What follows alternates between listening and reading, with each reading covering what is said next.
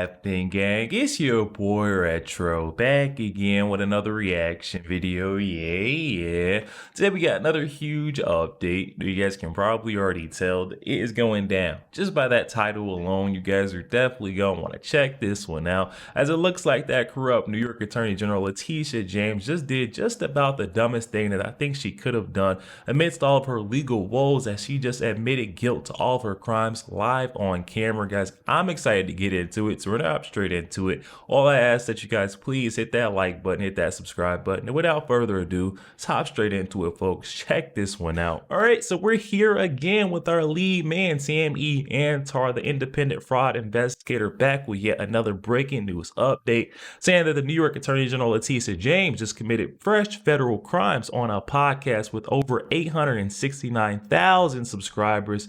Cannot believe she's just that dumb. While underneath DOJ investigations for mortgage fraud, she lied about her own legal documents. Sammy Antar is now saying that he has these documents in hand that would contradict every single word that she said. Let's head over to White Collar Fraud and check out what Sammy Antar has discovered. Now, looks like there is a list of lies coming from that corrupt New York Attorney General Letitia James. All right, so we got checkmate on Letitia James' own documents proving that she lied to America.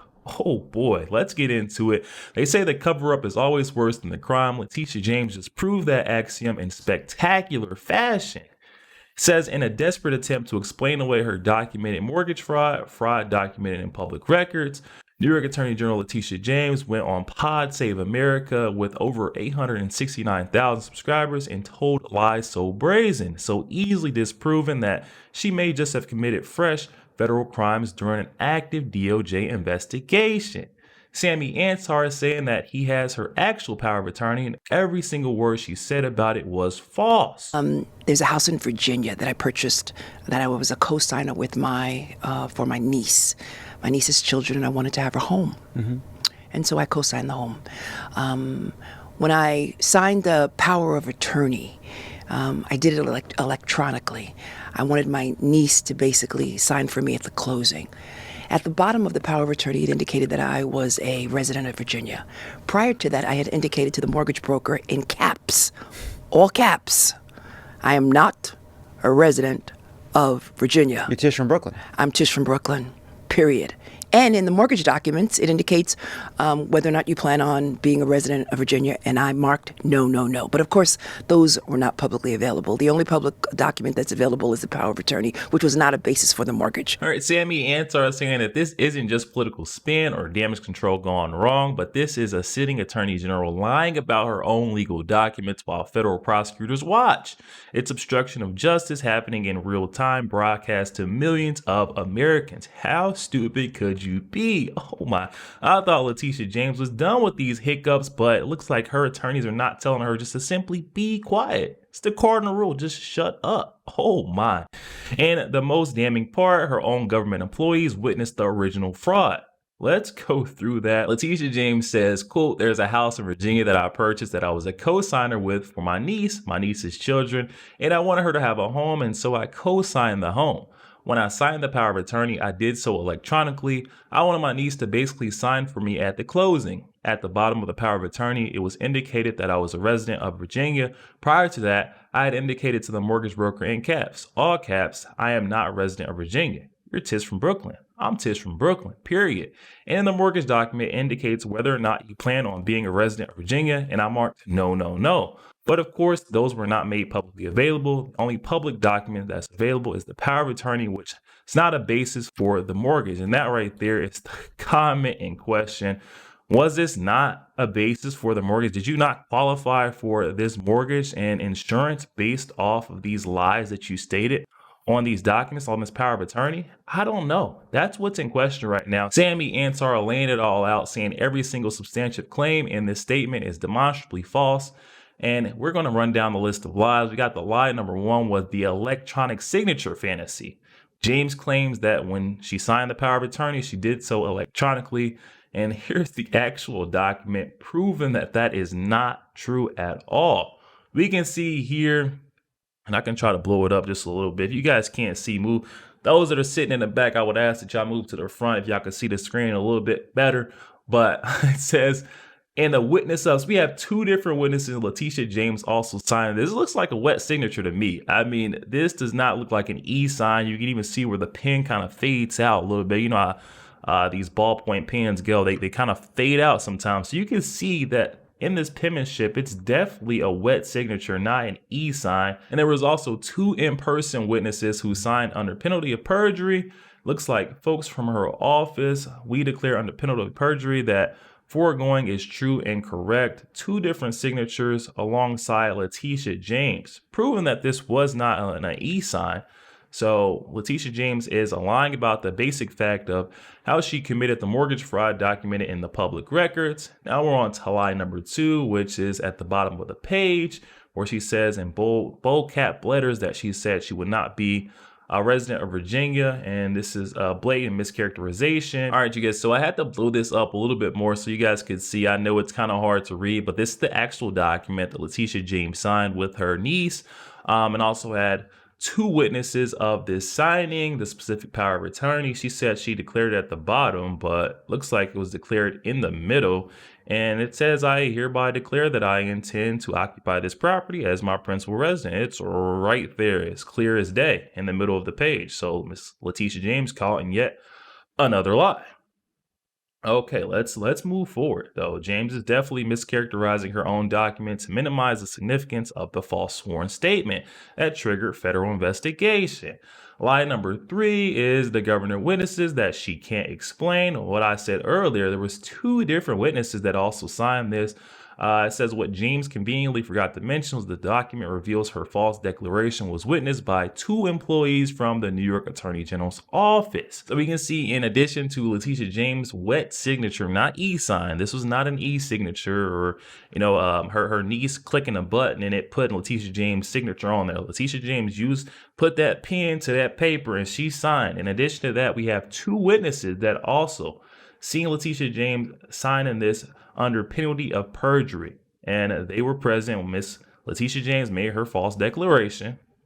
So in translation, the New York top prosecutors watched their boss commit federal mortgage fraud and put their signatures on it. Okay, Letitia James, I don't know how you're going to back your way out of this one. It's all right there for us in 4K. She was dumb enough to do this on camera, and then we're down to lie number 4. It seems like there is how many lies did Letitia James tell? There's a long string. We're gonna hit the meat and potatoes of it all, but this is the not a basis legal nonsense lie that James claimed the power of attorney was not a basis for her qualification for that mortgage, but in reality federal law states otherwise, stating that under 18 U.S.C. 1014, it is irrelevant whether the false statement was the basis for anything. The law criminalizes any false statements capable of influencing a financial institution.